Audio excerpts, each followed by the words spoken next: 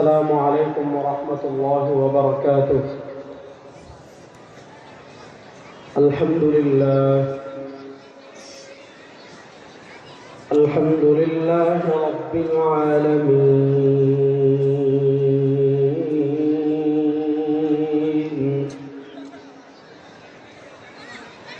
والعاقبة للمتقين،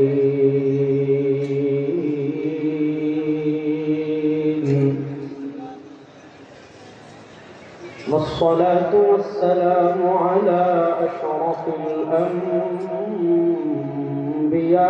والمرسلين،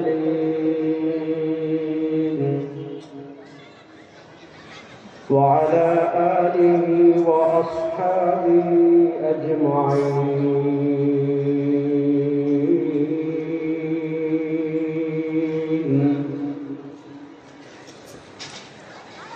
أما بعد، فأعوذ بالله من الشيطان الرجيم.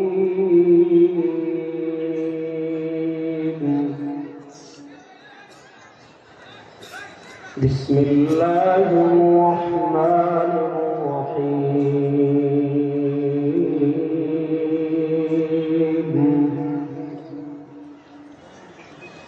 قل إن كنتم تحبون الله فاتبعوني يحببكم الله. بارك الله لنا ولكم في القرآن العظيم، ونفعنا وإياكم بالآيات والذكر الحكيم. وقال رسول الله صلى الله عليه وسلم: إنه من يعش منكم بعدي فسيرى اختلافا كثيرا، فعليكم بسنتي وسنة الخلفاء الراشدين المهديين، تمسكوا بها وعضوا عليها بالنواجذ، وإياكم ومحدثات الأمور، فإن كل محدثة بدعة، وكل بدعة ضلالة، وكل ضلالة في النار، أو كما قال عليه الصلاة والسلام।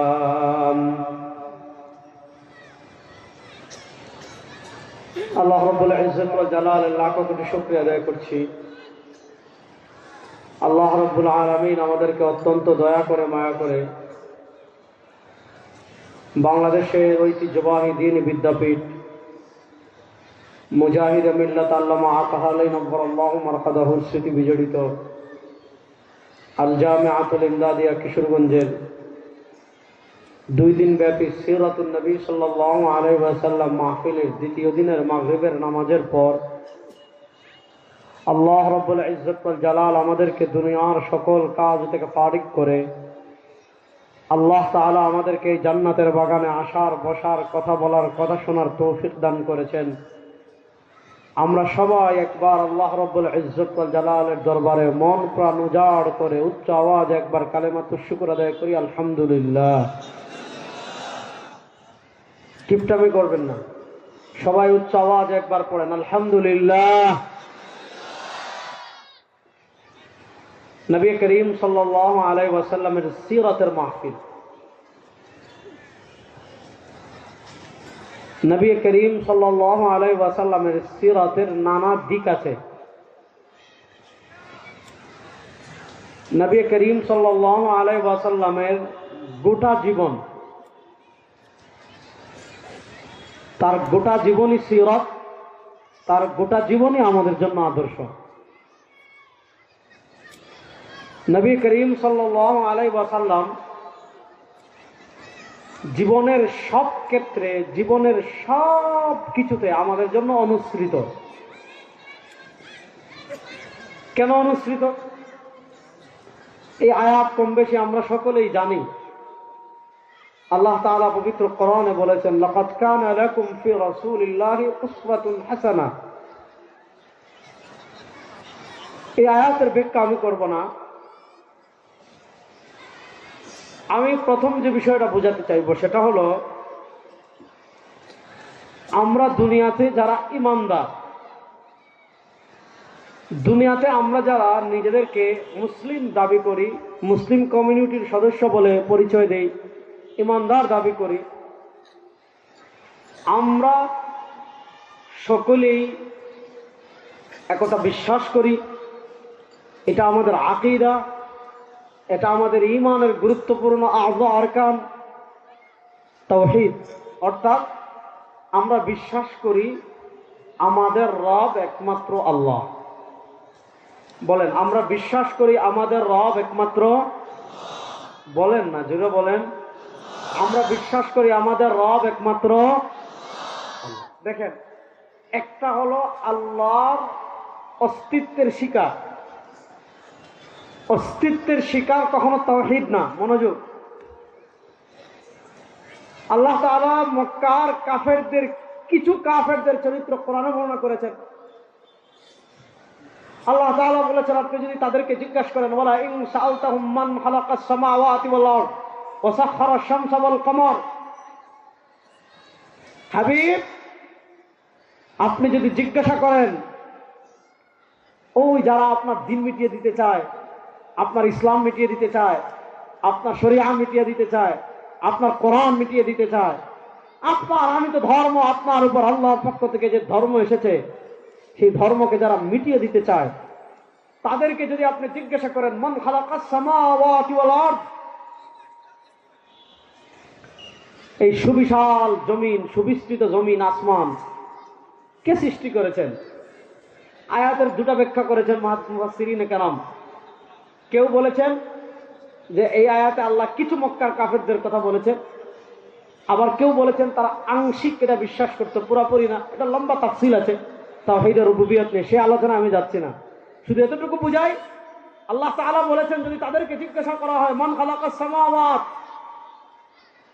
আসমান সমূহ কে সৃষ্টি করেছেন, তাদেরকে জিজ্ঞাসা করা হয়, বলেন তো জমিন কে সৃষ্টি করেছেন, লা ইয়াকুলুন্না আল্লাহ, তারাও বলবে আসমান লাত মূর্তি সৃষ্টি করে নাই। তারাও বলবে আসমান মানাত মূর্তি সৃষ্টি করে নাই। তারাও বলবে আসমান হুবাল মূর্তি সৃষ্টি করে নাই। তারাও বলবে আসমান উজ্জা মূর্তি সৃষ্টি করে নাই। তারাও বলবে আসমান চন্দ্র সৃষ্টি করে নাই, সূর্য সৃষ্টি করে নাই, দুর্গা সৃষ্টি করে নাই, কোন মূর্তি সৃষ্টি করে নাই, কোন নেতা সৃষ্টি করে নাই, আগুন সৃষ্টি করে নাই। লা ইয়াকুলুন্না আল্লাহ, তারাও বলবে আসমান সৃষ্টি করেছেন কে? জোরে বলেন। তারাও বলবে আসমান সৃষ্টি করেছেন কে? আল্লাহ। এই যে তারা স্বীকারোক্তি দিল, এটার নাম তাওহীদ না, জীবনেও না। দেখেন, আমরা যখন দুনিয়াতে বিপদে পড়ি, চূড়ান্ত বিপদে, আমরা যখন দেখি যে আর কেউ আমাদেরকে উদ্ধার করতে পারবে না, আর বাঁচানোওয়ালা কেউ নাই, আর উদ্ধার করনেওয়ালা কেউ নাই, আর সহযোগিতা করনেওয়ালা কেউ নাই, আর আমাকে মুসিবত থেকে উদ্ধার করনেওয়ালা আর কোন জাত নাই, কোন সত্তা নাই, কেউ পারবে না। আমরা যখন দুনিয়া থেকে চূড়ান্ত হতাশ হয়ে যাই, আমরা যখন সব দিক থেকে একেবারে হতাশা হয়ে যাই, আমরা যখন সব দিক থেকে একেবারে উদাসীন হয়ে যাই, আমরা তখন ডাকি একমাত্র কাকে? আল্লাহকে। দেখেন, আল্লাহ তাআলা কোরআনুল কারীমে কাফেরদের কথা বলেছেন, কি সুন্দর করে বলেছেন। দেখেন, ওয়া ইযা গাশিয়াহুম মাওজুন কাযযুলালি দা'উল্লাহা মুখলিসিনা লাহুদ্দিন। আল্লাহ তাআলা বড় সুন্দর করে বলেছেন, ওয়া ইযা মাসসাকুমুদ দুররু ফিল বাহরি দাল্লা মান তাদউনা ইল্লা ইয়্যাহ। আল্লাহ মক্কার কাফেরদেরকে বলতেছেন, এই ইসলামকে মিটিয়ে দিতে চাস, দিনকে মিটিয়ে দিতে চাস, কোরআনকে মিটিয়ে দিতে চাস, শরিয়াকে মিটিয়ে দিতে চাস, আল্লাহ বলেন তোরাই বল। ওয়া ইযা মাসসাকুমুদ দুররু ফিল বাহর, যখন তোমাদেরকে মুসিবত স্পর্শ করে সমুদ্রে, কেমন মুসিবত স্পর্শ করে? وَإِذَا غَشِيَهُم مَّوْجٌ كَالظُّلَلِ دَعَوُا اللَّهَ مُخْلِصِينَ لَهُ الدِّينَ। তারা সমুদ্র পথে ইথিওপিয়া যাচ্ছে ধরেন, তারা সমুদ্র পথে আফ্রিকায় যাচ্ছে ধরেন, তারা সমুদ্র পথে মিশর যাচ্ছে ধরেন, কোন একটা জায়গায় যাচ্ছে ধরেন কাফেররা। এখনো তো অনেক সময় সমুদ্র হঠাৎ উত্তাল হয়ে যায়। আল্লাহ তাআলা তাদের চরিত্র বর্ণনা করতে গিয়ে বলেন, আচ্ছা তোমরা বলো, যখন সমুদ্র তোমাদের সমুদ্রে সফরের পথে তোমাদেরকে বিপদ স্পর্শ করে, কেমন বিপদ? যখন তোমাদেরকে ঢেউ ঘিরে নেবে মেঘের মতো, আপনি সমুদ্রে ইথিওপিয়া যাচ্ছেন, আপনি সমুদ্রে হাবশাতে যাচ্ছেন, আপনি সমুদ্রে আফ্রিকাতে যাচ্ছেন, আপনি সমুদ্রে আপনার মনে করেন ইয়াম্বো থেকে অথবা আপনি জিদ্দা থেকে ওই সময় আপনি মনে করেন কোন জায়গায় যাচ্ছেন, যাওয়ার পথে সমুদ্রের মাঝে যখন জাহাজটা গিয়েছে, সমুদ্রের মাঝে যখন নৌকাটা গিয়েছে, সমুদ্রের মাঝে যখন তাদের স্টিমার পৌঁছেছে, হঠাৎ আসমান কালো হয়ে গিয়েছে, হঠাৎ মানে মেঘ শুরু হয়েছে, তুফান শুরু হয়েছে, বাতাস শুরু হয়েছে, আর সমুদ্র বিশাল বিশাল ঢেউ যখন তাদের জাহাজকে ঘিরে নেয়, আর জাহাজকে একদম উল্টাই দেয়, একবার ডানে উল্টায়, একবার বামে উল্টায়, আর বিশাল বিশাল ঢেউ যখন দেখে তাদের চক্ষু ছড়ক গাছ হয়ে যায়। তারা দেখে সামনে পানি, ডানে পানি, বামে পানি, উপরে সব দিক থেকে তখন পানি। তখন তারাও বুঝে আর মূর্তি বাঁচাতে পারবে না, আর দুর্গা বাঁচাতে পারবে না, আর কালিমা বাঁচাতে পারবে না, আর লাত বাঁচাতে পারবে না, আর হুবার বুজাব বাঁচাতে পারবে না, আর মানাস বাঁচাতে পারবে না, আর উজ্জা বাঁচাতে পারবে না, আর আবু জাহেল বাঁচাতে পারবে না, আর কোন নেতা বাঁচাতে পারবে না, আর আগুন বাঁচাতে পারবে না, আর তারকা বাঁচাতে পারবে না। আল্লাহ বলেন,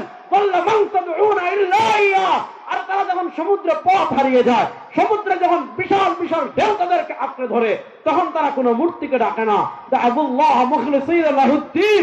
তখন বিপদ থেকে উদ্ধারের জন্য তারা ডাকে একমাত্র কাকে? জুড়ে বলেন, আরে বলেন না, আর জয় বাংলাদেশ জুড়ে বলছেন মিয়া, বলেন। তখন তারা ডাকে একমাত্র কাকে? আল্লাহকে। তো কি হয়েছে দেখেন, আল্লাহর অস্তিত্ব, আল্লাহর শিকার এক জিনিস। তারাও বলে আসমান সৃষ্টি করেছেন আল্লাহ, কিছু কিছু, সবাই না। কিন্তু এই বলা, এটার নাম তাওহীদ না। তাওহীদ হলো ওয়া আরসালনা মিন ক্বাবলিকা মির রাসূলিন ইল্লা নূহি ইলাইহি আন্নাহু লা ইলাহা ইল্লা আনা ওয়া আরসালনা মিন ক্বাবলিকা মির রাসূলিন ইল্লা নূহি ইলাইহি আন্নাহু লা ইলাহা ইল্লা আনা ফা'বুদুন। তাওহীদ কি? তাওহীদ হলো আপনাকে বলতে হবে লা ইলাহা ইল্লাল্লাহ। আল্লাহ তো ইহুদিরাও মানে, কিন্তু তারা তো দুই খোদা বিশ্বাস করে। আল্লাহ তো খ্রিস্টানরা মানে, তারা তো তৃতীয়বাদে বিশ্বাস করে। হিন্দুরাও এক পর্যায়ে মানত, কিন্তু তাদের খোদা একজন না, তাদের রব একজন না। ওয়াকালাতিল ইয়াহুদু উযাইর ইবনুল্লাহ, ইহুদিরা হলো তৃতীয়বাদে বিশ্বাসী, তাদের আল্লাহ দুইজন। খ্রিস্টানরা হলো তৃতীয়বাদে বিশ্বাসী, তারা বলে লাকাদ কাফারাল্লাযীনা ক্বালু ইন্নাল্লাহা সালিসু সালাসা।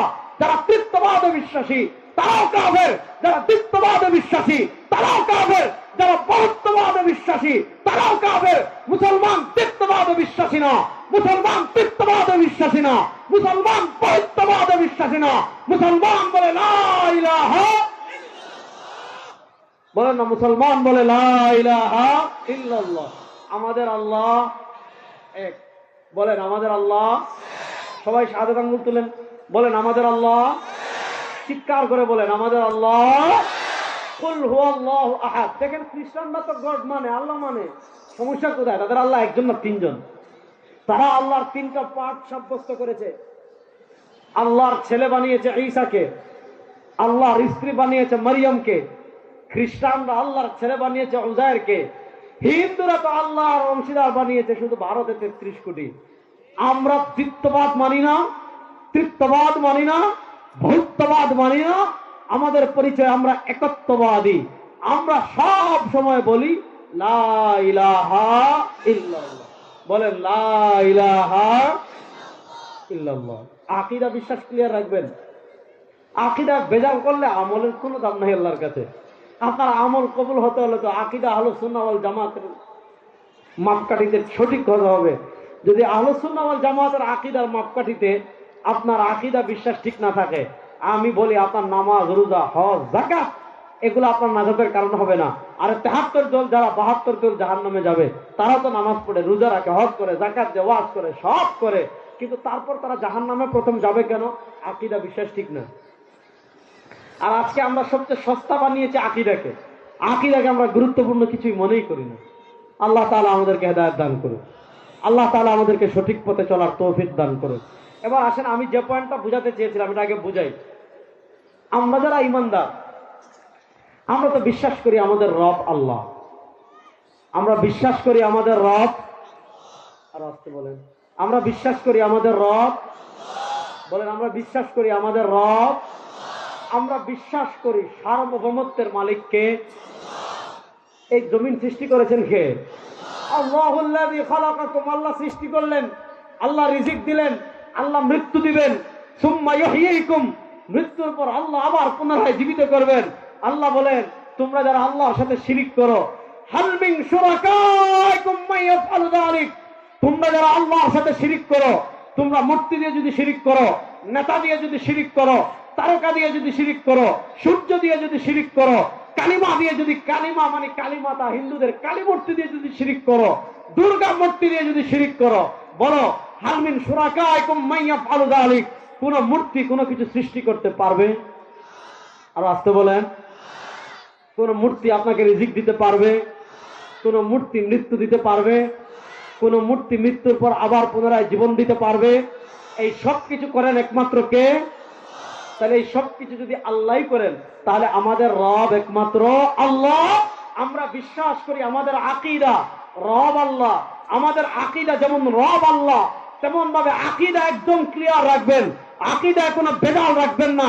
যেমন বিশ্বাস করেন রব আমাদের আল্লাহ, যেমন বিশ্বাস করেন রিজিক দাতা আল্লাহ, যেমন বিশ্বাস করেন বাঁচিয়ে রেখেছেন আল্লাহ, যেমন বিশ্বাস করেন, যেমন বিশ্বাস করেন মৃত্যু দিবেন আল্লাহ, যেমন বিশ্বাস করেন মৃত্যুর পর আবার পুনরায় জীবিত করবেন আল্লাহ, তেমন আকীদা রাখতে হবে। সার্বভৌমত্ব কারো বাপের হতে পারে না, সার্বভৌমত্ব কারো নেতার হতে পারে না, সার্বভৌমত্বের মালিক কোন মানুষ হতে পারে না। আমাদের আকীদা 100 সার্বভৌমত্বের মালিক একমাত্র আল্লাহ। বলেন সার্বভৌমত্বের মালিক একমাত্র। এবার আরেকটা আকীদা বুঝেন, সার্বভৌমত্বের মালিক যদি আল্লাহ হন, মনোযোগ, আমরা বিশ্বাস করি রব আল্লাহ, রব যেহেতু আল্লাহ, সার্বভৌমত্বের মালিক আল্লাহ। এবার বলেন সার্বভৌমত্বের মালিক যদি আল্লাহ হন, আইন চলবে কার? আপনারা কিছু লামাদান হয়ে গেছেন, আল্লাহ রাস্তা বলেন। যদি দলিল লাগে আমার কাছে এসেন, দলিল দিয়ে কবর দিয়ে দেবো ইনশাআল্লাহ। বলেন সার্বভৌমত্বের মালিক যদি আল্লাহ হন, তাহলে এই জমিনে আইন চলবে কার? জুড়ে বলেন আইন চলবে কার? এখন আমি রাসূলুল্লাহ সাল্লাল্লাহু আলাইহি ওয়াসাল্লামের সিরাত যে আলোচনাটা পরে করবো, এটা বলার আগে একটা আধুনিক শিরিক বলি, একটা আধুনিক শিরিক দেখাই। ঈমানের বিপরীত শিরিক, তাওহীদের বিপরীত শিরিক, একটা আধুনিক শিরিক দেখে আলোচনা সামনে নিব। মনোযোগ দিয়ে শুনেন। আল্লাহ তাআলা পবিত্র কোরআনে আমাদের পূর্ববর্তী যারা ছিল তাদের আকীদা বর্ণনা করেছেন। কি আকীদা? ইত্তাখাযু আহবারাহুম ওয়া রুহবানাহুম আরবাবাম মিন দুনিল্লাহ। আল্লাহ তাআলা ইহুদিদের চরিত্র বর্ণনা করছেন কোরআনে। ইত্তাখাযু আহবারাহুম ওয়া রুহবানাহুম, ইত্তাখাযু আহবারাহুম ওয়া রুহবানাহুম আরবাবাম মিন দুনিল্লাহ। ইত্তাখাযু মানে ইহুদিরা বানিয়েছে, আহবারাহুম মানে তাদের ধর্মীয় পণ্ডিতদের, ওয়া রুহবানাহুম তাদের পাদ্রী যারা আছে, সন্ন্যাসী যারা আছে, তাদেরকে তারা বানিয়েছে। কি বানিয়েছে? আরবাবান, রব। কাকে বাদ দিয়ে? মিন দুনিল্লাহ, আল্লাহকে বাদ দিয়ে। মনোযোগ দিয়ে বুঝেন। আল্লাহ তাআলা ইহুদিদের চরিত্র বর্ণনা করতে গিয়ে বলেছেন, ইহুদিরা কি করেছে? ইত্তাখাযু আহবারাহুম ওয়া রুহবানাহুম আরবাবাম মিন দুনিল্লাহ। আল্লাহ তাআলা ইহুদিদের চরিত্র বর্ণনা করতে গিয়ে বলেছেন, ইহুদিরা রব বানিয়েছে তাদের গির্জায় যারা থাকে তাদের, তাদের ধর্মীয় উপাসনালয় যারা থাকে তাদের, তাদের সন্ন্যাসী যারা আছে তাদের। তারা কেমনে রব বানিয়েছে? কেমনে কিভাবে রব বানিয়েছে? আল্লাহ তাআলা বলেন আরবাবান, এদেরকে তারা রব বানিয়েছে। কাকে বাদ দিয়ে? মিন দুনিল্লাহ। আগে বলেছে আমাদের আকীদা রব মানুষ হতে পারে না, আমাদের আকীদা রব চন্দ্র হতে পারে না, আমাদের আকীদা রব মূর্তি হতে পারে না, আমাদের আকীদা কারো আব্বা আর আমাদের রব হতে পারে না। আমরা বিশ্বাস করি রব আল্লাহ। আল্লাহ ইহুদিদের কথা বলেন, এরা রব বানিয়ে ফেলেছে ধর্মযাজকদেরকে। ওই যারা চার্চে থাকে, যারা গির্জায় থাকে, যারা মন্দিরে থাকে, যারা উপাসনালয়ে থাকে, যারা তোমার ভ্যাটিকান সিটিতে থাকে, এদেরকে রব বানাইছে। কেমনে? পয়েন্টটা বুঝেন। এই আয়াত যখন নাজিল হয়েছে, হযরত আদী ইবনে হাতিম রাদিয়াল্লাহু তাআলা আনহু নবী করিম সাল্লাল্লাহু আলাইহি ওয়াসাল্লামের কাছে আসলেন। এই আয়াত নাজিল হওয়ার পর হযরত আদী ইবনে হাতিম রাদিয়াল্লাহু তাআলা নবী করিম সাল্লাল্লাহু আলাইহি ওয়াসাল্লামের কাছে আসলেন। নবী করিম সাল্লাল্লাহু আলাইহি ওয়াসাল্লামকে এসে বলেন, ইয়া রাসূলুল্লাহ, এই আয়াতটা তো বুঝলাম না। মানে তিনি যেহেতু আগে ইহুদিদের আলেম ছিলেন, ইয়া রাসূলুল্লাহ, আমরা তো কোনোদিন ধর্ম উপাসনালয়ে যারা থাকে, গির্জা যারা থাকে, চার্চে যারা থাকে, ইয়া রাসূলুল্লাহ, এদেরকে তো জীবনে আমরা সিজদা দেই নাই। যেহেতু আমরা তাদেরকে জীবনে সিজদা দেই নাই, তাদেরকে আমরা কেমনে রব বানাইলাম? অথচ আল্লাহ বলেছেন আমরা এদেরকে রব বানিয়েছি। আমরা তাদের না ইবাদত করেছি, আমরা না তাদেরকে সিজদা দিয়েছি, তাদের পায়ে গিয়ে সিজদাও দেই নাই, তাদের কবরে গিয়েও সিজদা দেই নাই। তাহলে যদি সিজদা না দেই, তাদেরকে রব বানাইলাম কেমনে? ইয়া রাসূলুল্লাহ, আয়াতটা বুঝতেছি না। আল্লাহ নবী বলেন, আমা ইন্নাহুম লাম ইয়াবুদুনাহুম, ঠিক আছে, যদিও তোমরা তাদের ইবাদত করো নাই। আল্লাহ নবী সাল্লাল্লাহু আলাইহি ওয়াসাল্লাম বলেন, মনোযোগ, যদিও তোমরা তাদের ইবাদত করো নাই, যদিও ইহুদিরা তাদের ইবাদত করে নাই, তাদেরকে সিজদা দেয় নাই, কিন্তু কি করেছে? কেমনে তাদেরকে রব বানিয়েছে? ব্যাপারটা বুঝেন। কিন্তু যখন দেখা গিয়েছে আল্লাহ একটা বিধান দিয়েছেন এটা হালাল, ওই ধর্মযাজকরা বলেছে এটা হারাম, আল্লাহ বলেছেন একটা হারাম, ধর্মযাজকরা বিধান পরিবর্তন করে বলেছে হালাল। অর্থাৎ আল্লাহর বিধানকে পরিবর্তন করে ভিন্ন বিধান তারা দিয়েছে। আল্লাহর হালালকে ধর্মযাজকরা হারাম করে দিয়েছে, আল্লাহর হারামকে ধর্মযাজকরা হালাল করে দিয়েছে। এবার একদিকে আল্লাহর বিধান, আরেকদিকে ধর্মযাজকের বিধান, একদিকে আল্লাহর বিধান, আরেকদিকে সন্ন্যাসীর বিধান, একদিকে আল্লাহর বিধান, আরেকদিকে চার্চের বিধান, একদিকে আল্লাহর বিধান, আরেকদিকে গির্জার বিধান, একদিকে আল্লাহর বিধান, আরেকদিকে তাদের ধর্মীয় পণ্ডিতদের বিধান। ইহুদিদের খাসলত কি ছিল? ইহুদিদের চরিত্র কি ছিল? তারা আল্লাহর বিধান বাদ দিয়ে তাদের ধর্মযাজকদের বিধান মেনেছে। তারা আল্লাহর বিধান বাদ দিয়ে তারা তাদের চার্চে যারা থাকে তাদের ধর্ম মেনেছে। আল্লাহর বিধান বাদ দিয়ে তাদের গির্জা যারা ছিল তাদের বিধান তারা মেনেছে। শুনেন, যে বিধান আল্লাহ কোরআনে দিয়ে দিবেন, যে বিধান আল্লাহ ওহীর মাধ্যমে দিয়ে দিবেন, যে বিধান আল্লাহ নবীর মাধ্যমে দিয়ে দিবেন, ওই বিধান পরিবর্তন করার ক্ষমতা দুনিয়ার কারণ নাই। কথা ক্লিয়ার? বলেন, যে বিধান আল্লাহ দিয়েছেন,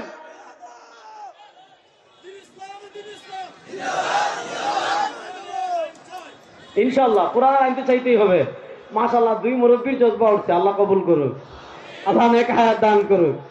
কথা ভালো করে বুঝেন, আমি যে জিনিসটা বুঝাতে চাচ্ছি, যেই বিধান ক্লিয়ারলি, এগুলো বলতে হবে, ক্লিয়ারলি বলবেন ভাই। যেই বিধান আল্লাহ দিয়েছেন, সেই বিধান যদি আমার সংসদ পরিবর্তন করে, আমি 100 বার মানি না। যেই বিধান আল্লাহ কোরআনে দিয়েছেন, আমার সংবিধান যদি সেই বিধান পরিবর্তন করে, আল্লাহর জাতের কসম করে বলছি, আমার সংবিধান থেকে, আমার দেশ থেকে, আমার আইন থেকে আমার কাছে আল্লাহর কোরআন বড়। কথা ক্লিয়ার বলি।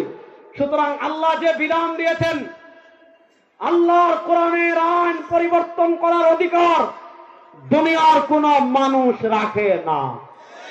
বলেন, আল্লাহর বিধান পরিবর্তন করার অধিকার দুনিয়ার কোন মানুষ রাখে। এখন আপনার আপা বলছে একটা, আল্লাহর কোরআন বলছে আরেকটা। মনোযোগ, আপনার আপা বলছে একটা, আপনার আল্লাহর কোরআন বলেছে আরেকটা। আপনার নেতা বলেছে একটা, আল্লাহর কোরআন বলেছে আরেকটা। আপনার অভিভাবক, রাজনৈতিক কথিত গোলাম যারা, ভারতের 5টা গোলাম ছিল যারা, তারা বলেছে একটা, আল্লাহর কোরআন বলেছে একটা।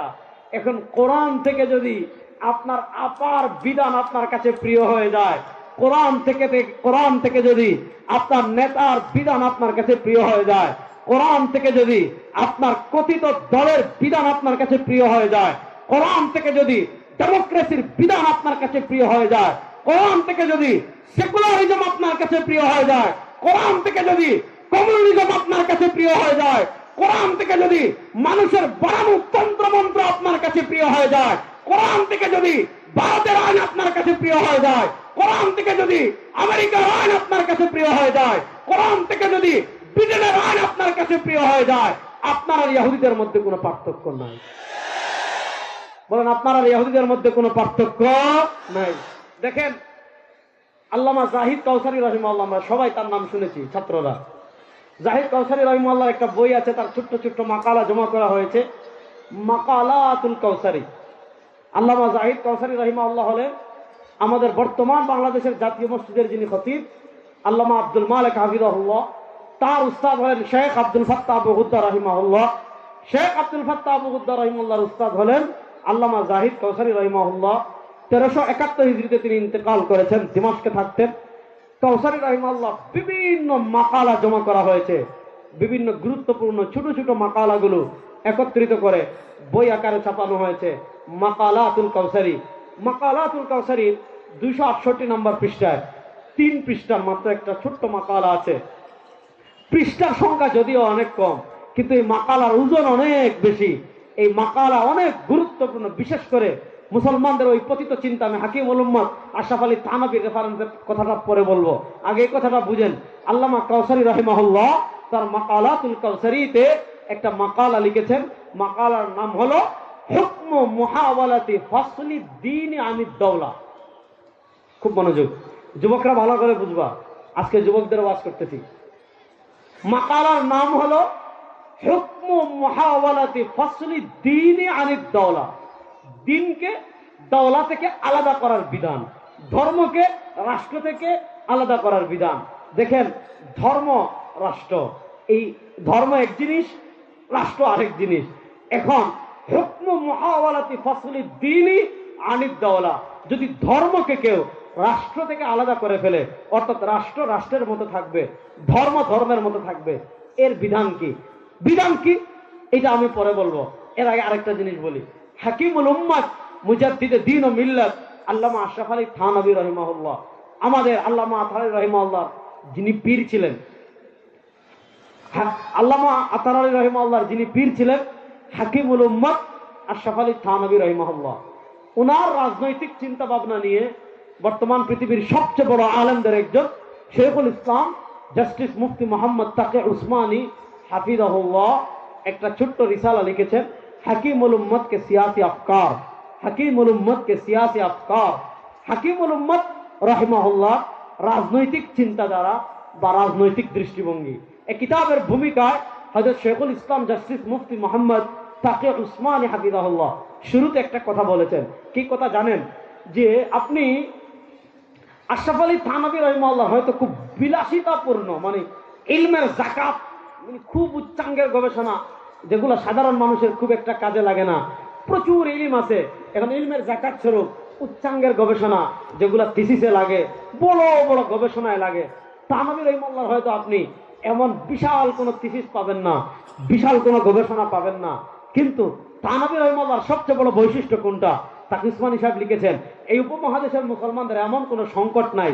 এই উপমহাদেশের মুসলমানদের রাজনৈতিক সংকট বলেন, অর্থনৈতিক সংকট বলেন, আকীদাগত সংকট বলেন, মাসলাকগত সংকট বলেন, আমলগত সংকট বলেন, এই উপমহাদেশের মুসলমানরা যত সংকটের সম্মুখীন হয়েছে, যত সংকটের সম্মুখীন হচ্ছে, যত সংকটের সম্মুখীন হবে, সব সংকটের নিরসনের ক্ষেত্রে থানভী রাহিমাহুল্লাহ এত একটা আজীব শখসিয়ত ছিলেন যে তার কিতাবে এই সংকটের কোনো না কোনো সমাধান আপনি পেয়ে যাবেন। দেখেন, হাকিমুল উম্মত আল্লামা আশরাফ আলী থানভী রাহিমাহুল্লাহ তিনি রাজনৈতিক দুইটা দৃষ্টিভঙ্গি দেখিয়েছেন। একটা দৃষ্টিভঙ্গি যেটা খ্রিস্টানদের থেকে এসেছে, আর ওই দৃষ্টিভঙ্গি খণ্ডন করতে গিয়ে, খুব মনোযোগ দিয়ে কথা বুঝবেন, ওই দৃষ্টিভঙ্গি খণ্ডন করতে গিয়ে মুসলমানদের ভিতর আরেকটা উগ্রবাদী চিন্তা গড়ে উঠেছে। একটা হলো ইহুদি খ্রিস্টানদের থেকে আমদানিকৃত, যেটার সাথে মুসলমানদের সম্পর্ক নেই। আবার ওইটাকে খণ্ডন করতে গিয়ে শরিয়াকে ওভারটেক করে বাড়াবাড়ি, ওইটার সাথেও আমাদের সম্পর্ক নেই। মধ্যম পন্থা কোনটা সেটা পরে বুঝবো। আগে থানভী রাহিমাহুল্লাহ যে চিন্তাটা প্রথমে বুঝিয়েছেন ওইটা বুঝান, যে তিনি বলেছেন খ্রিস্টান রাজ্য যেগুলো ছিল, খ্রিস্টান রাজ্যগুলো তাদের ধর্ম দ্বারা, খ্রিস্টান রাজ্যগুলো তাদের ধর্ম দ্বারা পরিচালিত হয়েছে খুবই কম, একদম কম সময়। খ্রিস্টান রাজ্যগুলো পরিচালিত হতো কিভাবে? খ্রিস্টান রাজ্য পরিচালনার মৌলিক স্লোগানই ছিল, আপনি থানভী রহিমাহুল্লাহর রাসায় এই বইয়ে পাবেন, যে বই রেফারেন্স দিলাম। খ্রিস্টান রাজ্য পরিচালনার মৌলিক স্লোগান ছিল কায়সার কায়সার, গির্জা গির্জা। মনোযোগ, খ্রিস্টান রাজ্য পরিচালনার মৌলিক স্লোগান ছিল কায়সার কায়সার, গির্জা গির্জা। গির্জা মানে কি? গির্জা মানে ধর্মীয় উপাসনালয়, যেখানে তারা আমাদের যেমন মসজিদ, তাদের হলো গির্জা। তো তাদের রাষ্ট্র পরিচালনার একটা মৌলিক মূলনীতি ছিল গির্জা গির্জা, কায়সার কায়সার। মানে রাষ্ট্র রাষ্ট্রের মতো থাকবে, গির্জা গির্জার মতো থাকবে। আপনি ধর্ম পালন করতে চাচ্ছেন, গির্জায় যান। আপনি তাদের ধর্মীয় কিতাব মানতে চাচ্ছেন, গির্জায় যান। আপনি ধর্মের অনুশাসন মানতে চাচ্ছেন, গির্জায় যান। আপনি ধর্মের বিধানাবলী পালন করতে চাচ্ছেন, গির্জায় যান। অর্থাৎ আপনার ধর্ম যত পালন করতে হয়, আপনার ধর্ম যত অনুশীলন করতে হয়, তারা আপনাকে শিখাবে। ধর্ম পালন করতে হলে গির্জায় যান। অর্থাৎ রাষ্ট্র থেকে গির্জাকে তারা একেবারে আলাদা করে দিয়েছে। গির্জা গির্জার মতো থাকবে, কায়সার কায়সারের মতো থাকবে, রাষ্ট্র রাষ্ট্রের মতো থাকবে। রাষ্ট্রের সংবিধান কি হবে? গির্জা মাথা কামাবে না। রাষ্ট্রের আইন কি হবে? গির্জা মাথা কামাবে না। রাষ্ট্রের অর্থনীতি কি হবে? গির্জা মাথা কামাবে না। রাষ্ট্রের বিচার ব্যবস্থা কি হবে? গির্জা মাথা কামাবে না। রাষ্ট্রের ব্যবসায়িক পলিসি কি হবে? গির্জা মাথা কামাবে না। রাষ্ট্রের পররাষ্ট্রনীতি কি হবে? গির্জা মাথা কামাবে না। রাষ্ট্রের সংবিধান কি হবে? গির্জা মাথা কামাবে না। রাষ্ট্র কার সাথে যুদ্ধ করবে? গির্জা মাথা কামাবে না। রাষ্ট্র কার সাথে সন্ধি করবে? গির্জা মাথা কামাবে না। অর্থাৎ খ্রিস্টানরা তাদের ধর্মকে রাষ্ট্র থেকে একেবারে আলাদা করে দিয়েছে। বলতে সমাজ ধর্ম ধর্ম সব গির্জায়, রাষ্ট্রের কোনো ধর্ম থাকবে না, রাষ্ট্রের কোনো কাজে ধর্মের ছায়া থাকবে না, রাষ্ট্রের কোনো বিষয় ধর্ম দিয়ে পরিচালিত হবে না। তুমি ধর্ম পালন করতে চাও, ইতালি যে একটা ছোট্ট দেশ আছে, ভ্যাটিকান সিটিতে যাও, দেখবেন সব পাদ্রীরা থাকে ভ্যাটিকান সিটিতে, ওখানে ধর্ম পালন করেন, রাষ্ট্রের ধর্ম নেই। আল্লামা হাকিমুল উম্মত আল্লামা আশরাফ আলী থানভী রহিমাহুল্লাহ লিখেছেন, এই যে খ্রিস্টানদের চিন্তা, খুব মনোযোগ দিয়ে বুঝেন, এই যে খ্রিস্টানদের চিন্তা, গির্জা গির্জা, কায়সার কায়সার, রাষ্ট্র রাষ্ট্র, ধর্ম ধর্ম, একটার সাথে আরেকটা মিলবে না, দুটো আলাদা থাকবে। এই চিন্তাটা মুসলমান সমাজে যেই পোশাক পরে প্রবেশ করেছে, এই চিন্তাটা মুসলমানদের ভিতর যেই লেবাস পরে এসেছে, যেই পাঞ্জাবি পরে এসেছে, যেই বুরকা পরে এসেছে, যেই চামড়ায় আবৃত হয়ে এসেছে, আশরাফ আলী থানভী রহিমাহুল্লাহ লিখেছে, ওই চিন্তাটার নাম হলো সেকুলারিজম। সব কথা, খ্রিস্টানদের ওই চিন্তাটা আমাদের মুসলমানদের সমাজে যেই পোশাক পরে এসেছে, ওই পোশাকের নাম ধর্ম নিরপেক্ষতা। খ্রিস্টানরা বলে কায়সার কায়সার, গির্জা গির্জা, আর আমাদের দেশের নাস্তিকরা বলে বাংলাদেশ বাংলাদেশ, মসজিদ মসজিদ, মাদ্রাসা মাদ্রাসা, খানকা খানকা। খ্রিস্টানরা বলে ধর্ম থাকবে গির্জায়, রাষ্ট্রের ধর্ম থাকবে না। নাস্তিকরা বলে ধর্ম থাকবে মসজিদে, ধর্ম থাকবে পরিবারে, সংসদে ধর্ম লাগবে না, অর্থনীতিতে ধর্ম লাগবে না, রাষ্ট্র পরিচালনায় ধর্ম লাগবে না, সংবিধানে ধর্ম লাগবে না। আরে ওই চিন্তা কোন মুসলমানের চিন্তা হতে পারে না। মুসলমানের চিন্তা ঘর থেকে সংসদ সব জায়গায় থাকবে ইসলাম, ইসলামকে মায়নাস করা যাবে না।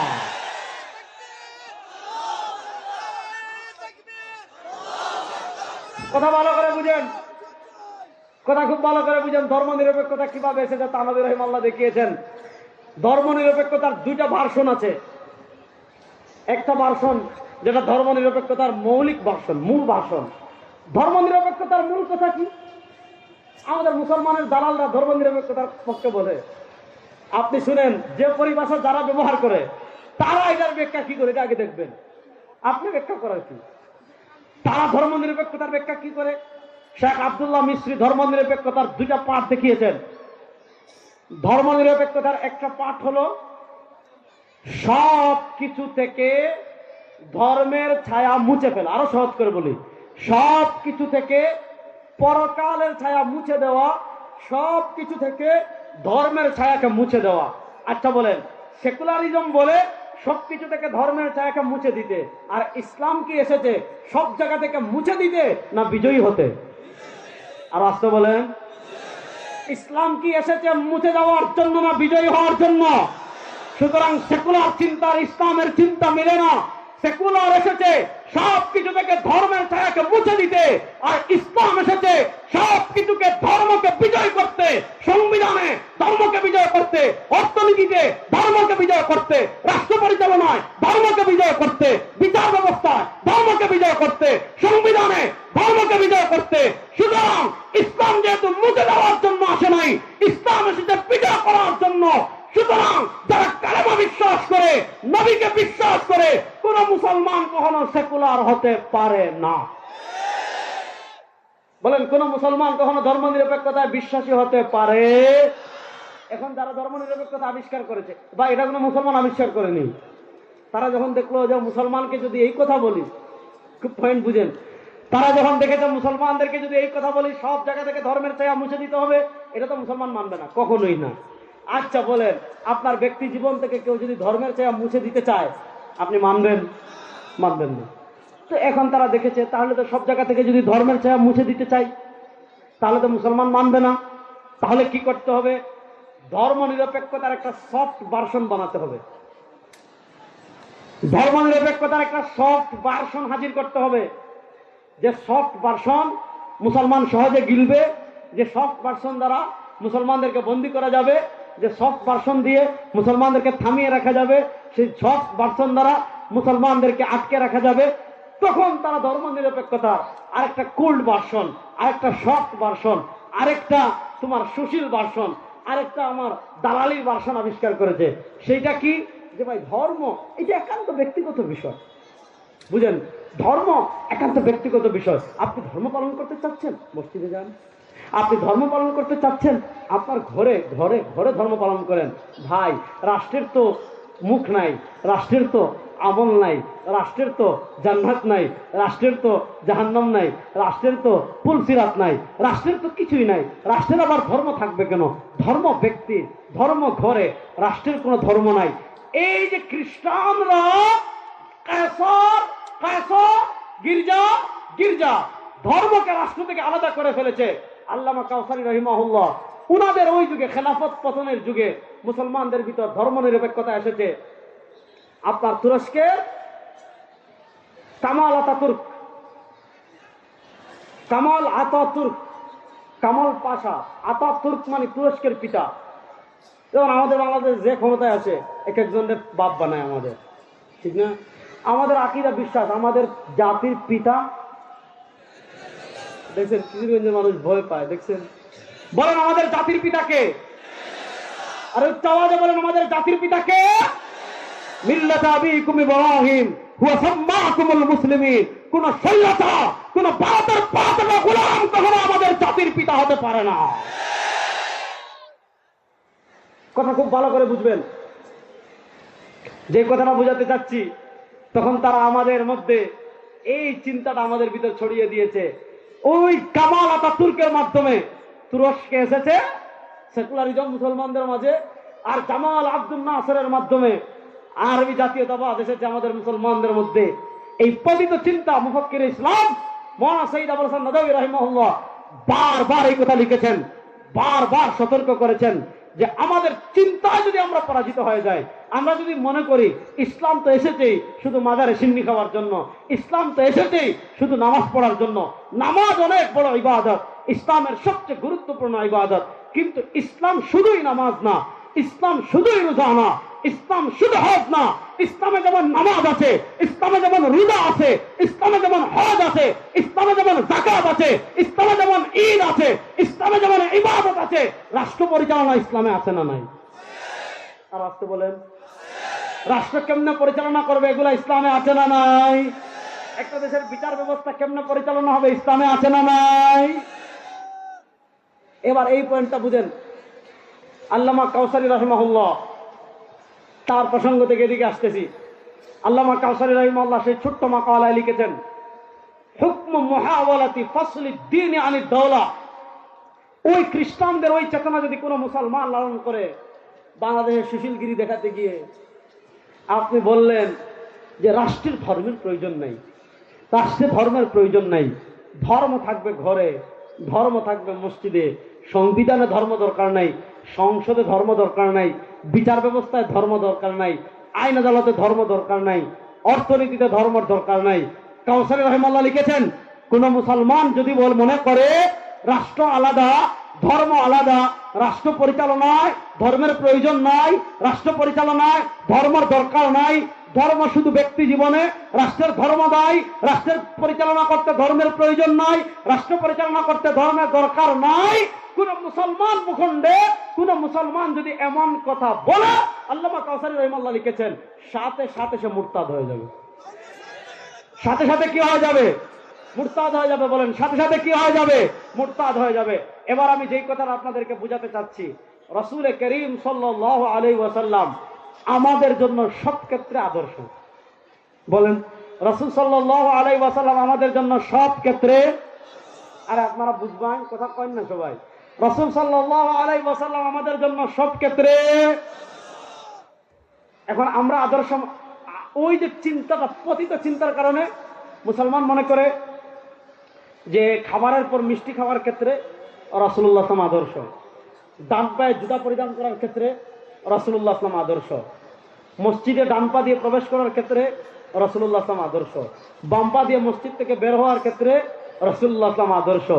আপনার মনে করেন রাস্তায় দিয়ে হাঁটার সময় নিচ দিয়ে থাকানোর ক্ষেত্রে রাসূলুল্লাহ সাল্লাল্লাহু আলাইহি ওয়াসাল্লাম আদর্শ, বিয়েতে ওলিমা করার ক্ষেত্রে রাসূলুল্লাহ সাল্লাল্লাহু আলাইহি ওয়াসাল্লাম আদর্শ, আর রাজনীতিতে আব্রাহাম লিঙ্কন আদর্শ, অর্থনীতিতে পুঁজিবাদ আদর্শ, সংবিধানে সেকুলারিজম আদর্শ, আরে রাষ্ট্র পরিচালনায় আপনার সমাজতন্ত্র আদর্শ। না, আমার ঘরে যেমন রাসূল আদর্শ, আমার মসজিদে যেমন রাসূল আদর্শ, আমার রাজনীতিতেও রাসূল আদর্শ, আমার রাষ্ট্র পরিচালনায়ও রাসূল আদর্শ, আমার সংবিধানেও রাসূল আদর্শ। কোন মুসলমানের আদর্শ কখনো আব্রাহাম লিঙ্কন হতে পারে না, পারে না, পারে না। লাকাদ কানা লাকুম ফি রাসূলিল্লাহি উসওয়াতুন হাসানা। এবার আসেন, আমি আপনাদেরকে কয়েকটা জিনিস দেখাই, কয়েকটা জিনিস দেখাইলে আপনারা বুঝতে পারবেন কোন ভয়াবহ হালাতে আমরা আছি, তাহলে আপনারা বুঝতে পারবেন। আচ্ছা বলেন, এই বাংলাদেশের 52 বছর আমরা দেখলাম, খুব মনোযোগ, রাসূলুল্লাহ সাল্লাল্লাহু আলাইহি ওয়াসাল্লামের সিরাতের এই দিকটা বুঝেন। এই যে 52 বছরের বাংলাদেশ আপনারা দেখলেন, যারা পাকিস্তান আমল দেখেছেন, আমাদের শীর্ষ দুই মুরব্বী বসে, আমি খেয়াল করিনি এতক্ষণ, হুজুররা পাকিস্তান আমলও দেখছেন, বাংলাদেশ আমলও দেখছেন। আচ্ছা বলেন, এই বাংলাদেশের 52 বছরে আমাদের দেশে ন্যায় বিচার প্রতিষ্ঠা হয়েছে? আমাদের কিশোরগঞ্জ, আমার সিলেট তো হয় নাই, আপনাদের কিশোরগঞ্জ হয়েছে? মানুষের প্রতি জুলুম করা হয় নাই? কথা বলেন, মানুষের প্রতি জুলুম করা হয় নাই? মানুষের প্রতি অন্যায় করা হয় নাই? এদেশের মানুষ আপনি দেখেন না, সৎ সরল মানুষ।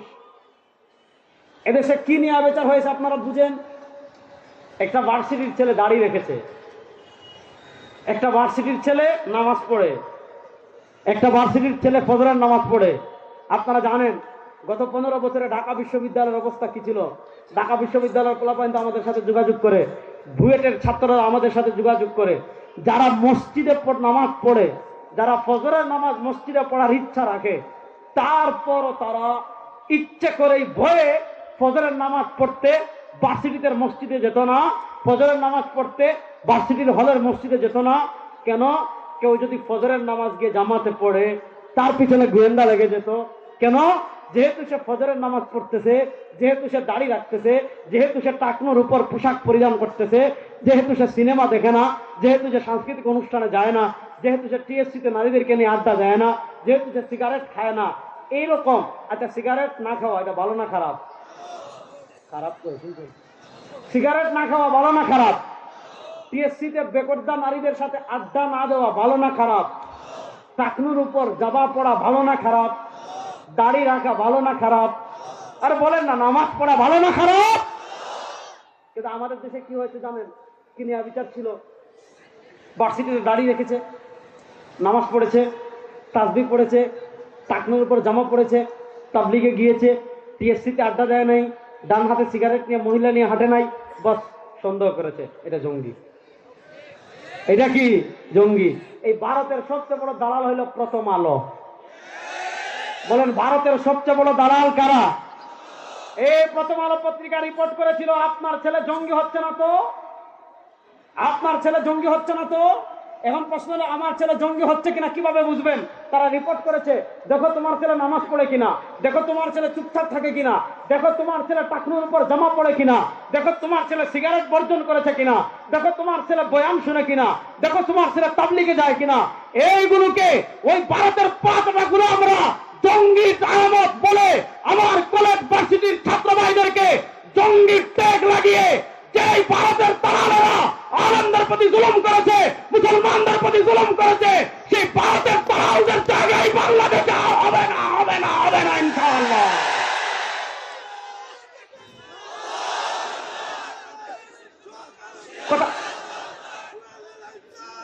এই আমাদের সবচেয়ে বড় শত্রুর নাম ভারত।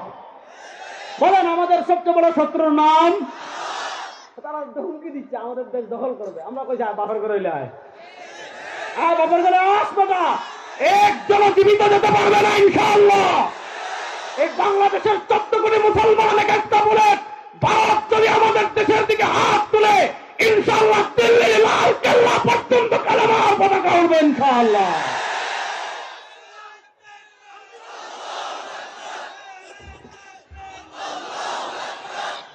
কথা ভালো করে বুঝেন। আমাদের দেশের অবস্থা ছিল এই যে বিচার ব্যবস্থায় কি পরিমাণ জুলুম অত্যাচার করা হয়েছে আপনারা দেখেছেন। যারা খুনি আওয়ামী লীগ করলে জামিন পায়, আর হুজুররা কোনো কিছু নাই, শুধু ভারতের আধিপত্যবাদের বিরোধিতা করেছে, তাদেরকে বছরের পর বছর কারাগারে বন্দী করে রাখা হয়েছে, তাদেরকে ফাঁসির কাস্টে ঝুলানো হয়েছে, তাদেরকে গুম করা হয়েছে, তাদেরকে খুন করা হয়েছে, তাদেরকে আয়না ঘরে আয়না ঘরে রাখা হয়েছে। শুধু আলেমদের কথা বাদ দেন, যখনই যারা বিরোধী দল হয়েছে তারা জুলুমের শিকার হয়েছে, অত্যাচারের শিকার হয়েছে। এই বাংলাদেশে 52 বছরে আমরা মানুষের আইন দেখেছি, মানুষের বানানো আইন দেখেছি, মানুষের বানানো আইন দিয়ে আমরা এই বাংলাদেশের শাসন ক্ষমতা পরিচালিত হতে দেখেছি। কিন্তু দেশের মানুষের ভাগ্যের পরিবর্তন হয়? বড় আসতে বললেন। কিন্তু দেশের মানুষের ভাগ্যের পরিবর্তন হয় না। এবার আসেন আমি আপনাদেরকে দুটা জিনিস বলি। দুটা জিনিস বলার আগে একটা জিনিস বলি। দেখেন, আওয়ামী লীগ আমাদের উপর 15 বছর জুলুম করেছে। আওয়ামী লীগ বিদায় নিয়েছে, তারা যে সংবিধানে যে ধারাগুলো পরিবর্তন করেছিল, সংবিধান সংস্কারের কথা বলা হচ্ছে, শিক্ষা সিলেবাসে সংস্কারের কথা বলা হচ্ছে, বিচার ব্যবস্থা সংস্কারের কথা বলা হচ্ছে, বিভিন্ন বাহিনীতে সংস্কারের কথা বলা হচ্ছে। কেন বলা হচ্ছে? যে তারা বিনা ভোটে ছিল, জুলুম করেছিল, দিনের ভোট রাতে করেছিল, নিজেরা পরস্পর ভোট করেছিল, দেশের মানুষের ভোটাধিকার হরণ করেছে, অবৈধভাবে ফেসিবাদীভাবে তারা ক্ষমতায় ছিল, যার কারণে তারা পলায়ন করেছে, তারা দেশ ছেড়ে পালিয়ে গিয়েছে। এখন তাদের তৈরি করা সবকিছু সংস্কারের কথা বলা হচ্ছে। শুনেন, আমাদের যে স্বাধীনতা আমরা শুধু 71 পর্যন্তই থাকি।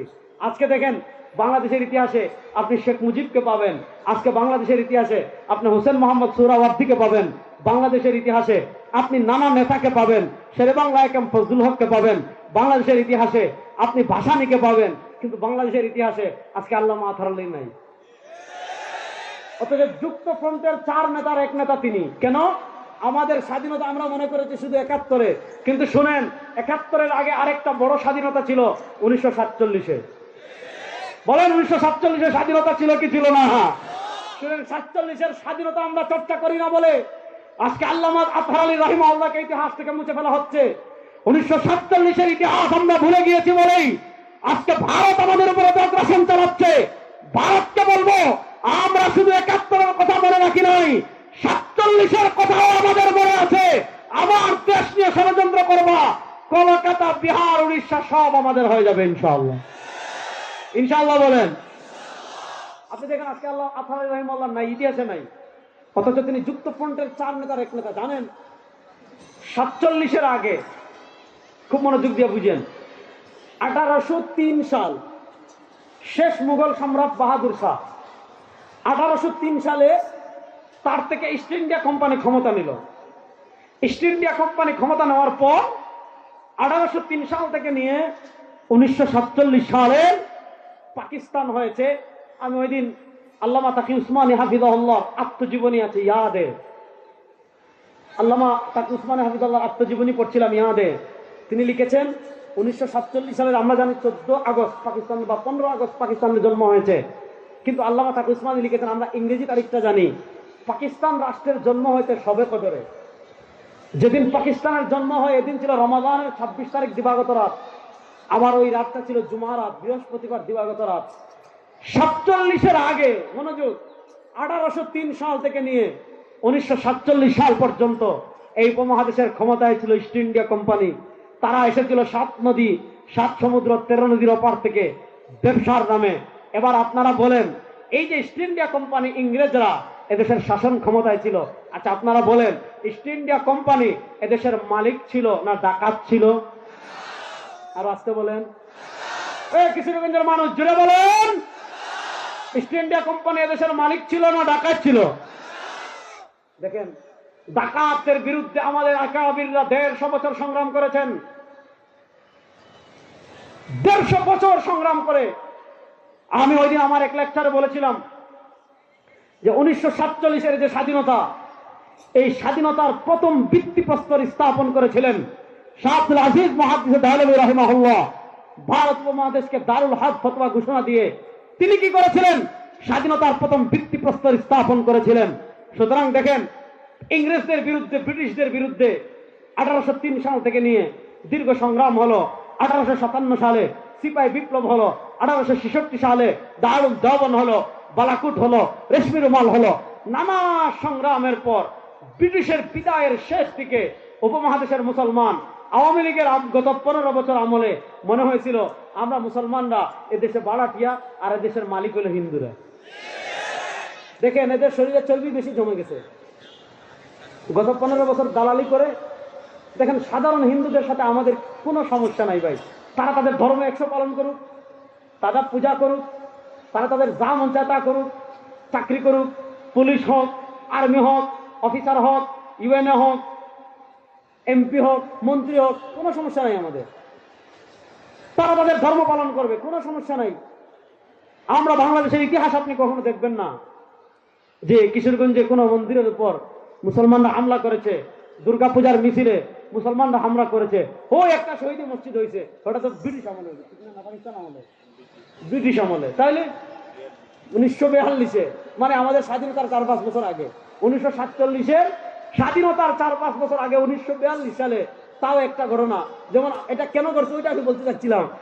আওয়ামী লীগের আমলে যেমন সবকিছু মনে হয়েছিল হিন্দুদের, দেখেন সাধারণ হিন্দুরা যা করেছেন আমরা কিছু বলবো না, কিন্তু উগ্র ইসকন, সাধারণ হিন্দু আর উগ্র ইসকন এক নয়।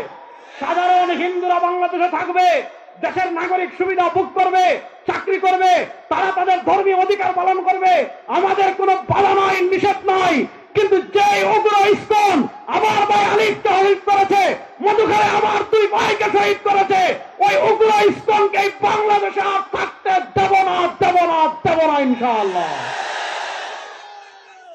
ইসকনের সাথে আমাদের জিহাদ হবে ইনশাআল্লাহ। ওই দিন বলে এসেছি, সরকারের ঊর্ধ্বতন মহলকে বলে এসেছি, ইসকন আমাদের হাতের ময়লা। আমরা ধৈর্য ধরে আছি, আমরা আইন শৃঙ্খলা হাতে তুলে নিচ্ছি না। দেখেন ভারতে যেগুলো মুদ খায়, হ্যাঁ, আমি বলছি এখন গরুর মুদ খাইলে হবে না, এদের মাথায় যে পরিমাণ গ্যাস্ট্রিক উঠছে ভারতের সাংবাদিকদের। আমি বলেছি আমাদের ভুলায় মনপুরায় বিশাল বিশাল মহিষ আছে, এক একটা মহিষ এক এক দিনে 8-10 কেজি পেশাব করে।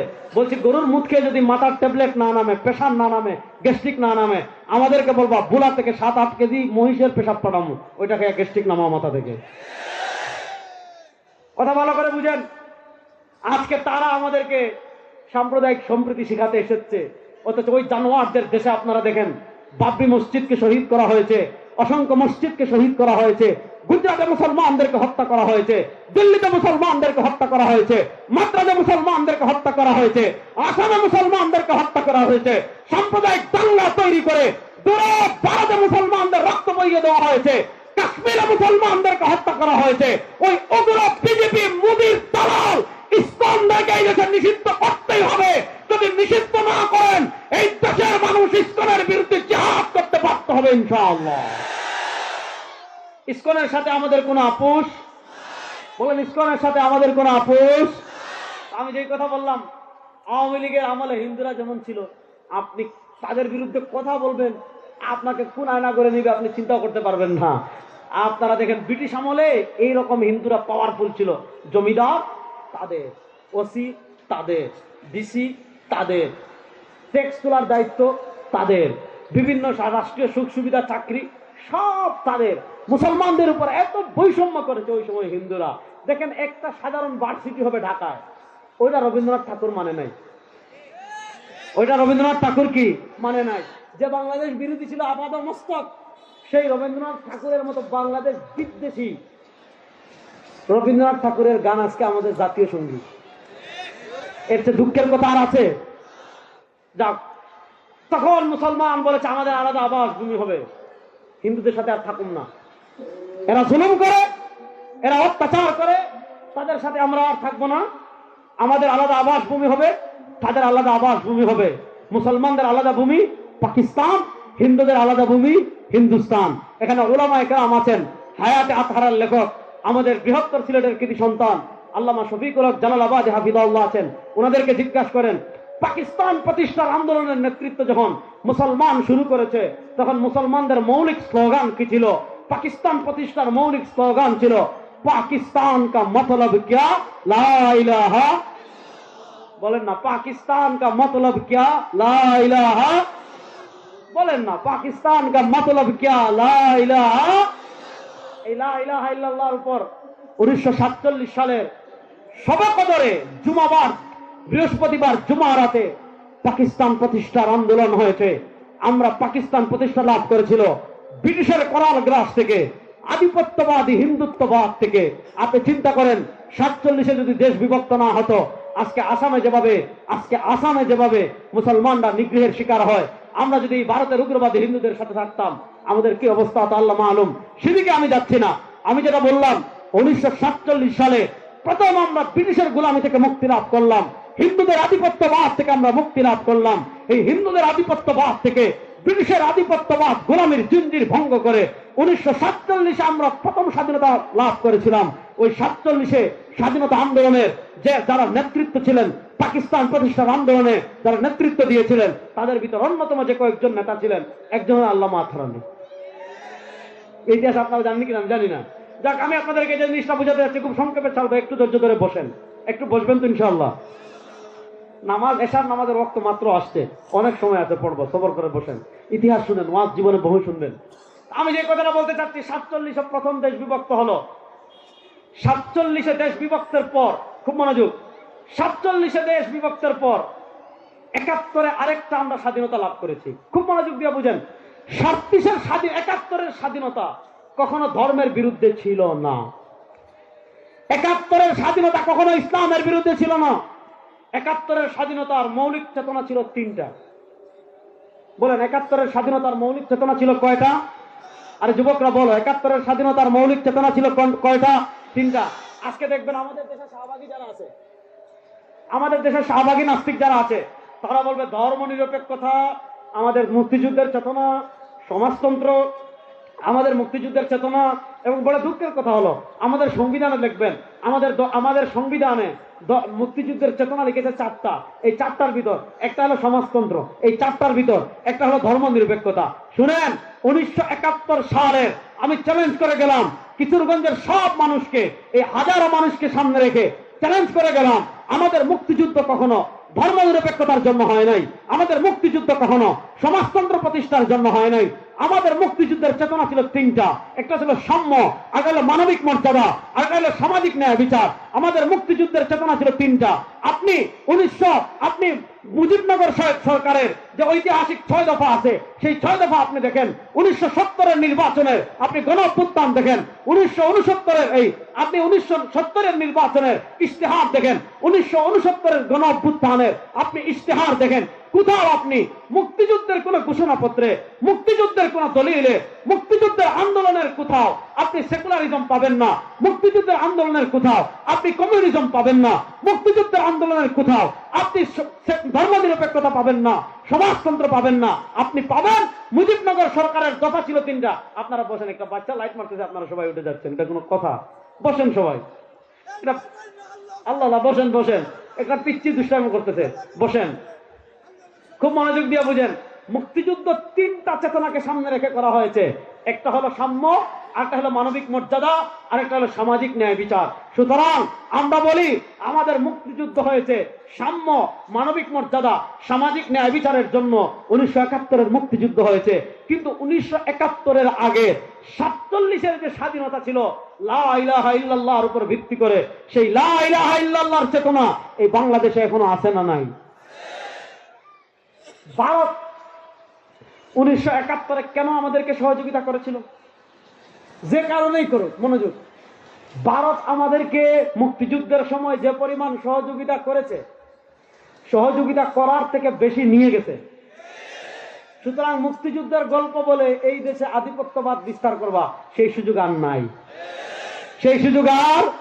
দেখেন, স্বাধীনতার পর থেকে কখনো বিনা ভোটে, কখনো দিনের ভোট রাতে করে, কখনো নিজেরা ভোট করে তাদের পক্ষের গোলামদেরকে তারা এই দেশের ক্ষমতায় বসিয়ে আমাদের মুক্তিযুদ্ধ আর ইসলামকে তারা মুখোমুখি দাঁড় করিয়ে দিয়েছিল।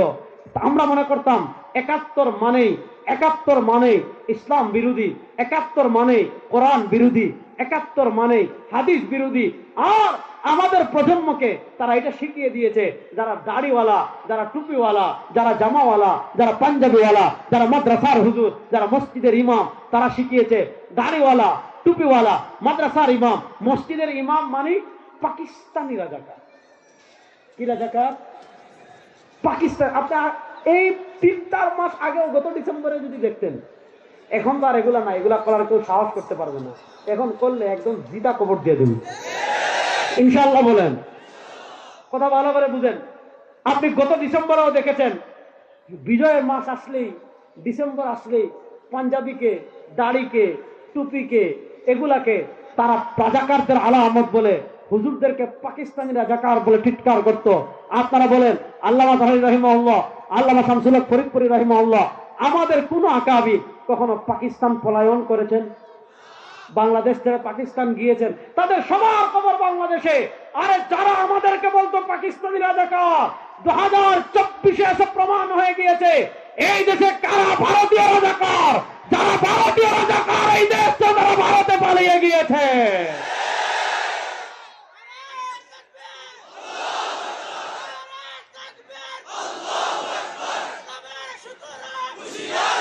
আলোচনার শেষ দিকে চলে আসছি, খুব মনোযোগ দিয়ে বুঝেন। তাহলে এই আমি আবার যে কথাটা বলছিলাম, 1803 সাল থেকে নিয়ে 1947 সাল পর্যন্ত যে ব্রিটিশ আমাদের উপর ছিল, এরা দেশের মালিক না ডাকাত? বড় আস্তে কইলেন রে, এরা দেশের মালিক না ডাকাত? এবার বলেন, ডাকাত বিদায় নিয়েছে 1947-এ। এই ডাকাতের আইন দিয়ে আমার দেশ চলুক, এই ডাকাতের সংবিধান দিয়ে আমার দেশ চলুক, এই ডাকাতের শিক্ষা ব্যবস্থা দিয়ে আমার দেশ চলুক, এই ডাকাতদের তৈরি করা আইন দিয়ে আমাদের দেশের বিচার ব্যবস্থা চলুক। এটা আপনারা চান?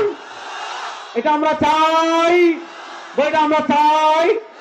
এখন আসেন আরেকটা উদাহরণ দিয়ে শেষ করি। ইসলাম আইন দিয়েছে 3 প্রকারের। কয় প্রকারের? বলেন না, কয় প্রকারের? ইসলাম দণ্ডবিধি দিয়েছে 3 প্রকার। আমার সাথে সবাই বলেন, হুদুদ। বলেন না, হুদুদ। আরে ভাই, জয় বাংলা কইলে তো ওইখান থেকে শোনা যাইতো হুদুদ। আরে জুড়ে বলেন, হুদুদ, কিসাস, তাজিরাত। বলেন, ইসলাম দণ্ডবিধি দিয়েছে কয় প্রকার? 3 প্রকার। হুদুদ, কিসাস, তাজিরাত। হুদুদ, কিসাস, তাজিরাত। ইসলাম দিয়েছে 3 প্রকার, ব্রিটিশ দিয়েছে 2টা। ব্রিটিশ কি দিয়েছে? ব্রিটিশ দিয়েছে দেওয়ানি, ফৌজদারি। এখন আপনি দেখেন, আপনি ব্রিটিশকে বিদায় করেছেন 1947 সালে, কিন্তু ব্রিটিশের বিচার ব্যবস্থা দিয়ে 52 বছর বাংলাদেশ পরিচালিত হয়েছে। আমরা বলি 52 বছর ব্রিটিশের আইন দেখেছেন, এদেশের মানুষের ভাগ্যের পরিবর্তন হয় নাই, খুন বন্ধ হয় নাই, গুম বন্ধ হয় নাই, ঘুষ বন্ধ হয় নাই, চুরি বন্ধ হয় নাই, ডাকাতি বন্ধ হয় নাই, টাকা পাচার বন্ধ হয় নাই। এবার সময় এসেছে মানুষের বানানো আইনকে পায়ের তলায় পিষ্ট করে বিশ্বনবীর আদর্শ এই দেশে বাস্তবায়ন করা লাগবে। বিশ্বনবীর আদর্শ বাস্তবায়ন করতে আপনারা প্রস্তুত আছেন না নাই? আসেন, আমি বিচার ব্যবস্থা দেখালাম। অর্থনীতি মাসালা একটা বলি, আপনারা বলেন সুদ হালাল না হারাম? আর আসতে বলেন, যারা দাঁড়িয়ে আছেন তারা বলেন সুদ হালাল না হারাম? সুদ হারাম। আচ্ছা, আপনারা বলেন, কোন রাষ্ট্রের অর্থনীতির ব্যক্তি যদি সুদের উপর হয়, এই রাষ্ট্রের উপর আল্লাহর রহমত পড়বে না গজব পড়বে? আপনি আওয়ামী লীগের আমলে খালি উন্নয়ন উন্নয়ন উন্নয়ন শুনেছেন, কিন্তু আপনি জানেন না তারা আমাদের উপর বৈদেশিক ঋণ চাপিয়ে গিয়েছে $100 বিলিয়ন চেয়ে বেশি। অর্থাৎ আমাদের রাষ্ট্রের বিদেশি ঋণ এই পরিমাণ আছে যে আপনি যদি বিদেশি ঋণ ভাগ করে দেন, ভাইয়ার মাথার উপর পড়বে 1.5 লাখ টাকা, আল্লামা শফিকুর রহমান সাহেবের মাথার উপর পড়বে 1 লাখ টাকা, আশরাফ আলী বৌলাই সাহেবের মাথার উপর পড়বে 1 লাখ টাকা, রেজাউল করিম আবরারের মাথার উপর 1 লাখ, 1.5 লাখ টাকা, আপনার 1 লাখ না। অর্থাৎ আমাদের বাংলাদেশ রাষ্ট্র এই পরিমাণ বৈদেশিক ঋণ আছে। এই বৈদেশিক ঋণ যদি প্রত্যেকের মাথায় ভাগ করে দেওয়া হয়, বাংলাদেশের প্রত্যেকটা সদস্যের রাষ্ট্রীয় ঋণ আছে 1.5 লাখ টাকা। এবার আপনি বলেন, এই যে চীন থেকে ঋণ আনলো, এই যে আমেরিকা থেকে ঋণ আনলো, এই যে বিশ্ব ব্যাংক থেকে ঋণ আনলো, এই যে রাশিয়া থেকে ঋণ আনলো, অবাক করা তো সৌদি আরব থেকেও ঋণ এনেছে। আচ্ছা বলেন, এই যে বৈদেশিক ঋণগুলো আনছে সুদ সহ না সুদ ছাড়া? আর আসতে বলেন। এখন আপনি বলতে পারেন যে আবার সব আপনার বাস্তব ঠিক আছে, সুদ হারাম, কিন্তু এখন তো পৃথিবী নিয়ন্ত্রণ করছে বিশ্ব ব্যাংক, এখন অর্থনীতি নিয়ন্ত্রণ করছে বিশ্ব ব্যাংক। সুতরাং এই যুগে এসে, পুঁজিবাদী অর্থনীতির যুগে, সুদ ছাড়া ব্যাংক কেমনে চলবে, সুদ ছাড়া রাষ্ট্র কেমনে চলবে, সুদ ছাড়া অর্থনীতি কেমনে চলবে? আমরা বলি না, এই যুগে এসেও যে সুদ ছাড়া একটা রাষ্ট্রের অর্থনীতি দাঁড়িয়ে যেতে পারে, সুদ ছাড়া একটা রাষ্ট্র টিকে যেতে পারে, পুঁজিবাদ ছাড়া একটা রাষ্ট্র টিকে যেতে পারে, এর সবচেয়ে বড় উদাহরণ আল্লাহর সিংহরা যে ভূমিতে বসবাস করে আফগানিস্তান। এর সবচেয়ে বড় উপমা আফগানিস্তান। আপনারা দেখেছেন আফগানিস্তানের রিজার্ভ বিশ্ব ব্যাংক আটকে দিয়েছে, তাদের বৈধ টাকা রিজার্ভ আটকে দিয়েছে বলে মোল্লাদের দিব না। পৃথিবীর কোন রাষ্ট্র এখনো তাদের স্বীকৃতি দেয় নাই, কোন মুসলিম রাষ্ট্র এখনো সাহস করে তাদের স্বীকৃতি দেয় নাই। আমেরিকা 2021-এ দেওয়ার সময় মনে করেছিল এরা টাকা পাবে না, খাবারের জন্য ভিক্ষার থলি নিয়ে আসবে, এরা পোশাক পাবে না, পোশাকের জন্য ভিক্ষার থলি নিয়ে আসবে, এরা বিদ্যুৎ পাবে না, বিদ্যুতের জন্য ভিক্ষার থলি নিয়ে আসবে, এরা রেমিটেন্স পাবে না, রেমিটেন্সের জন্য ভিক্ষার থলি নিয়ে আসবে। কিন্তু যারা জানে না, আর যাদের সাথে আল্লাহর রহমত থাকবে, দুনিয়ার কোন পরাশক্তি তাদের পরাজিত করতে পারে না। আফগানিস্তানের অর্থনীতি 3 বছরে কতটুকু আগাইছে? সুবহানাল্লাহ বলেন। আর আসতে বলেন রে। আমাদের বাংলাদেশের শাহবাগী মিডিয়া নিউজ করেছে আফগানিস্তানের অর্থনীতি এত বেশি এগিয়ে গিয়েছে, আগামী কয়েক মাসের মধ্যে, আগামী কয়েক বছরের মধ্যে আফগানিস্তান হবে পৃথিবীর সুপার পাওয়ার। ইনশাআল্লাহ বলেন। তাহলে বলেন, আফগানিস্তানের তালেবানরা যদি সুদকে হারাম করে তাদের রাষ্ট্রকে এগিয়ে নিয়ে যেতে পারে, 92% মুসলমান এক দেশে রাষ্ট্রীয়ভাবে সুদকে হারাম ঘোষণা করার প্রয়োজন আছে না নাই? এবার অর্থনীতিতে সুদ ছাড়া অর্থনীতি প্রতিষ্ঠা করতে হবে, কোরআনের বিচার ব্যবস্থা প্রতিষ্ঠা করতে হবে, কোরআনের অর্থনীতি প্রতিষ্ঠা করতে হবে, কোরআনের সমাজ প্রতিষ্ঠা করতে হবে, কোরআনের সংসদ প্রতিষ্ঠা করতে হবে, কোরআনের দেশ প্রতিষ্ঠা করতে হবে, ইসলামের দেশ প্রতিষ্ঠা করতে হবে। আমরা সোনার বাংলা দেখেছি, ডিজিটাল বাংলা দেখেছি, স্মার্ট বাংলা দেখেছি, আধুনিক বাংলা দেখেছি, সব বাংলাদেশের খেলা শেষ। এবার বাংলা হবে ইসলামের বাংলা ইনশাআল্লাহ। ইসলামের বাংলাদেশ হোক, আপনারা চান কি চান না? কারা কারা চান? নারায়ে তাকবীর। আরে বলেন না, নারায়ে তাকবীর। আল্লাহ তাআলা এই পরিবর্তিত বাংলাদেশে ইসলামকে বিজয় করার মেহনত আমাদেরকে তৌফিক দান করেন। আমার নবী করিম সাল্লাল্লাহু আলাইহি ওয়াসাল্লামের সিরাতের একটা গুরুত্বপূর্ণ দিক হলো রাষ্ট্র পরিচালনা। তিনি রাষ্ট্র পরিচালনা করেছেন। আমার নবীর সিরাতের আরেকটা গুরুত্বপূর্ণ বিধান পাঠ ছিল, তিনি প্রধান বিচারক ছিলেন, তিনি বিচার ব্যবস্থা পরিচালনা করেছেন। আমার নবীর জীবনের সিরাতের আরেকটা গুরুত্বপূর্ণ পাঠ ছিল, তিনি রাষ্ট্রের অর্থনীতিতে ইসলাম প্রতিষ্ঠা করেছেন। সুতরাং আমরা যদি নবীর প্রকৃত উম্মাহ দাবি করি, আমরা যদি নবীর প্রকৃত মহব্বত দাবি করি, বাংলাদেশের রাষ্ট্রীয় পর্যায়ে ইসলাম বিজয় করার মেহনত করার জন্য সবাই যুবকরা প্রস্তুত আছে তো ইনশাআল্লাহ? ভারতকে পরাজিত করেছি 2024-এর জুলাই আগস্টের বিপ্লবের মাধ্যমে। ভারতের আধিপত্যবাদ দেশে প্রতিষ্ঠা হয়েছে। এবার চূড়ান্ত বিপ্লব হবে ইসলামের বিপ্লব ইনশাআল্লাহ। চূড়ান্ত গণ অভ্যুত্থান হবে ইসলামের গণ অভ্যুত্থান ইনশাআল্লাহ। আল্লাহ তাআলা ইসলাম প্রতিষ্ঠার মেহনত করার তৌফিক আমাদের সবাইকে দান করেন। বাংলাদেশে কোরআন বাস্তবায়নের মেহনত করার তৌফিক আমাদেরকে দান করেন। সরওয়ারে দু আলমের